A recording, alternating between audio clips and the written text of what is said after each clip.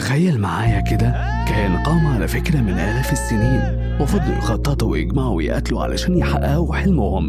بس يا ترى النهاية هتكون فين؟ تعالوا نعرف الحكاية من أولها لآخرها. أنا أحمد طه، معلق صوتي. إسرائيل، الاسم اللي بيتردد كل يوم في الأخبار، بس إيه أصل الحكاية؟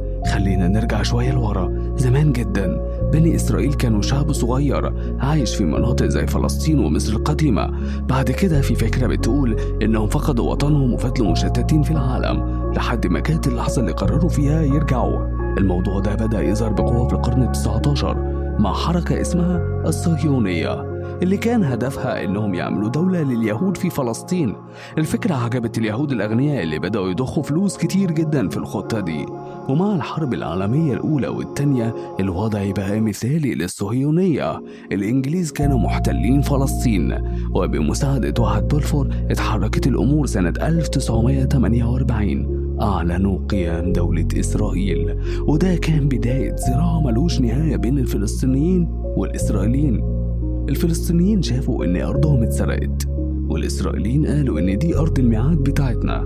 من يومها إسرائيل بتستعمل كل الطرق علشان توسع نفوذها، من الاحتلال العسكري للضغط السياسي. استخدموا الإعلام، الفلوس والدبلوماسية عشان يحافظوا طبعا على وجودهم. بس في نفس الوقت المقاومة الفلسطينية عمرها ما وقفت. حروب، انتفاضات، ورفض كامل بالاعتراف بالكيان ده. طيب يا ترى إسرائيل هتفضل موجودة ولا في نهاية جاية؟ في ناس بتقول إن إسرائيل بتعيش أزمة وجودية بسبب السكان الفلسطينيين اللي عددهم بيزيد يوم بعد يوم.